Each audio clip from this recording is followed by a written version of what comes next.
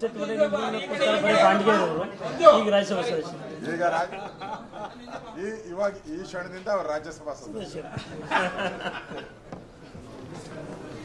Okay, ಜೈ Shriram.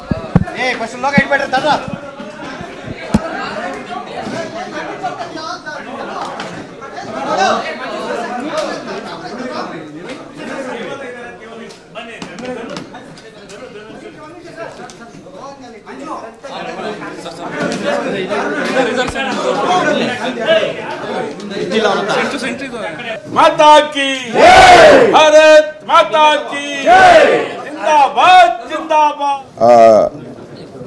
S T Somashekar ಅವರು ಪಕ್ಷಕ್ಕೆ ದ್ರೋಹ ಬಗೆದಿದ್ದಾರೆ. ನಮ್ಮ ವಿಪ್ ನೆನ್ನೆನೂ ಕೂಡ ಅವ್ರ ಮನೆಗೆ ವಿಪ್ಪನ್ನು ಜಾರಿ ಮಾಡಿದ್ರಿ. ನೆನ್ನೆನೂ ಕೂಡ ಅವರ ಮೊಬೈಲ್ಗೆ 4-6 ಬಾರಿ ವಾಟ್ಸಪ್ಪಲ್ಲೂ ಕೂಡ ನಮ್ಮ ವಿಪ್ಪನ್ನು ಕಳಿಸ್ಕೊಟ್ಟಿದ್ರಿ, ಮೆಸೇಜನ್ನು ಕಳಿಸಿದ್ರಿ. ಅವರು ಬಂದು ಕಾಂಗ್ರೆಸ್ಗೆ ವೋಟ್ ಮಾಡಿದ್ದಾರೆ. ಇದೊಂದು ರೀತಿ ದ್ರೋಹ.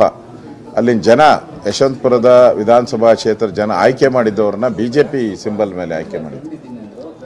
BJP ಸಿಂಬಲಲ್ಲಿದ್ದು ಇನ್ನೊಂದು ಪಾರ್ಟಿಗೆ ವೋಟ್ ಮಾಡೋದು ಅದು ಎತ್ತ ತಾಯಿಗೆ ದ್ರೋಹ ಬಗ್ದಂಗೆ. ಅದಕ್ಕೆ ಯಶವಂತಪುರದ ಜನ ಸರಿಯಾದ ಸಂದರ್ಭದಲ್ಲಿ ಸರಿಯಾದ ಉತ್ತರವನ್ನು ಕೊಡ್ತಾರೆ ಅನ್ನೋ ವಿಶ್ವಾಸ ನನಗಿದೆ. ಅದೇ ರೀತಿ ಹೆಬ್ಬಾರವರು ಕೂಡ ಒಂದು ರೀತಿ ಕಾಣೆಯಾಗಿದ್ದಾರೆ. ವೋಟ್ ಮಾಡಬೇಕು ಅಂತೇಳಿ ಕಾಣೆಯಾಗಿದ್ದಾರೆ. ಕಳೆದ 4-5 ದಿನದಿಂದ ನನ್ನ ಜೊತೆ ನಿರಂತರ ಸಂಪರ್ಕದಲ್ಲಿದ್ದರು. BJPಗೆ ವೋಟ್ ಮಾಡ್ತೀನಿ ಅಂತ ಇವತ್ತು ಬೆಳಗ್ಗೆಯಿಂದ ಕಾಣೆಯಾಗಿದ್ದಾರೆ. ಗೊತ್ತಿಲ್ಲ ಎಲ್ಲಿದ್ದಾರೆ ಅಂತ.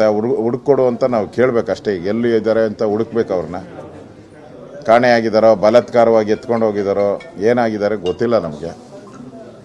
ಅವರು ಕೂಡ ವೋಟ್ ಹಾಕೋವಂಥದ್ದು ತಪ್ಪಿಸ್ಕೊಂಡಿದ್ದಾರೆ. ಇವರಿಬ್ಬರ ಮೇಲೂ ಕೂಡ ಕ್ರಮ ತೆಗೆದುಕೊಳ್ಳೋಕ್ಕೆ ನಮ್ಮ ಪಾರ್ಟಿ ಹೈಕಮಾಂಡ್ಗೆ ನಾವು ವಿಷಯವನ್ನು ತಿಳಿಸ್ತೀರಿ. ಅದೇ ರೀತಿ ಇವರಿಬ್ಬರ MLA ಶಿಪ್ಪನ್ನು ವಜಾ ಮಾಡಬೇಕು. ಇವರಿಬ್ಬರು ಅನರ್ಹರು, MLA ಆಗಿರೋದಕ್ಕೆ ಅನರ್ಹರು ಅಂತ ವಜಾ ಮಾಡಬೇಕು ಅಂತೇಳಿ ನಮ್ಮ ಪಾರ್ಟಿಯಿಂದ, ನಮ್ಮ ಶಾಸಕಾಂಗ ಪಕ್ಷದಿಂದ ಅವರ ವಜಾಗೆ ಸ್ಪೀಕರ್ಗೆ ನಾವು ಪತ್ರವನ್ನು ನಾವು ಕೊಡ್ತಾ ಇದ್ದೀವಿ. ರಾಜ್ಯಸಭಾ ಚುನಾವಣೆಗೆ ಇವತ್ತು ನಡೆದಂಥ ಚುನಾವಣೆಯಲ್ಲಿ ನಮ್ಮ BJPಯಿಂದ